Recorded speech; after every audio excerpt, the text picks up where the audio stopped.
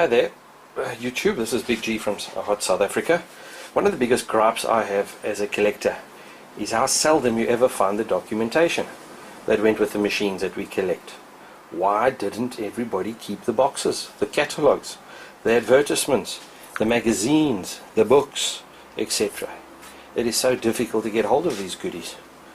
Nowadays, when you visit an auction or a garage sale or a flea market, you tend to end up just with a bare bones machine in bad order, full of scratches, no documentation, not even a power supply, very seldom any manuals or covers for the games as well as for the machines.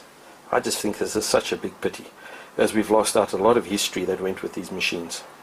As you can see in front here, I've just got a lot of different manuals and documentation for one of my favorite machines, which is the SpectraVideo 318 and 328 machines, which I'd like to go through with you. And yeah, you can see, just briefly, I'm going to go through them. SV328 user's manual, very similar to most others, covering all the functions of the actual machine. A basic reference manual. If anybody out there is interested in any of these or would like to trade or swap for them, they need to just let me know, as I do have some duplicates of some of them. Even games for your SpectraVideo type-ins. Now, some of you may recall spending hours and hours and hours typing in games. I did most of mine on the old Spectrum. It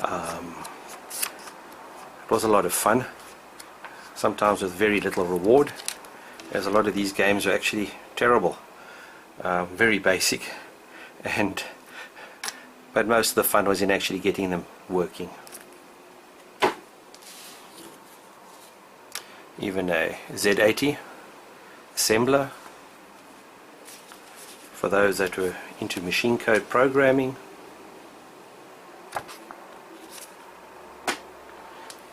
This was actually a South African gent who wrote the magic of the SpectraVideo, and I recall trying to learn or studying this book.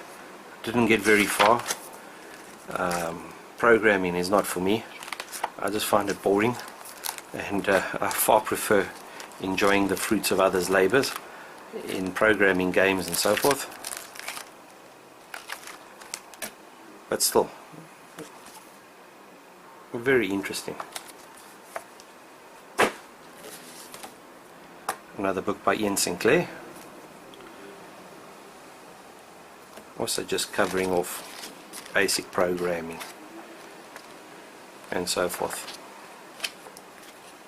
But I've paged through most of these, and what I really do find interesting is the old catalogues that came with the machines, displaying all the different hardware and peripherals that came with the actual machine.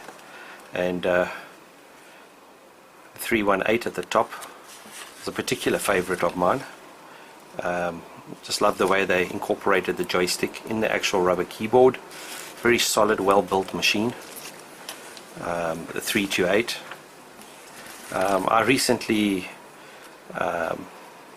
moved a 318 and a 328 boxed, very good condition, up to a collector in the middle of Africa. I never thought there were any collectors further up Africa, but there's collectors everywhere, and he took that off my hands. And then moving down, disk drives and printers, super expanders. I've actually got in my collection a super expander that was actually handmade by a gent here in East London. These peripherals were very expensive in their day, and if you couldn't afford it, you actually went and built your own.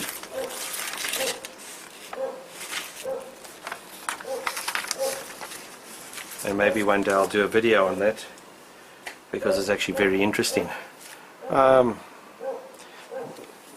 Digital research must probably be to do with CPM or one of the basic languages.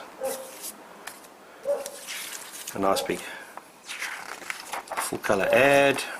Still one of the best looking 8-bit machines out there. I'd love to get my hands on a MSX or even a SpectraVideo 7 to 8. Hint hint, if anybody out there has a spare one or would like to trade something for it. I haven't come across one yet, especially MSX, not popular in South Africa. I think mostly due to the fact they would have just been too expensive. Even these machines back then, the SpectraVideos and so forth, were expensive. Love the look of it, the way it was designed. Really a great machine. And as I mentioned earlier, you can see the super expander at the back there. I've actually got one that was hand built without the disk drives, but it could take all the different cartridges that came with it. A CPM user's guide, some manuals from some of the there we are, super expander user's manual.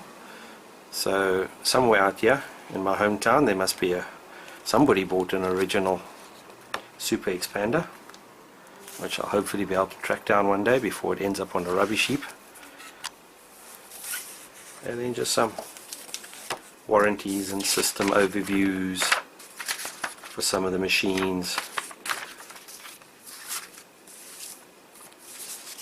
Some more warranties and so forth. Let's have a look. Another pamphlet. Once again.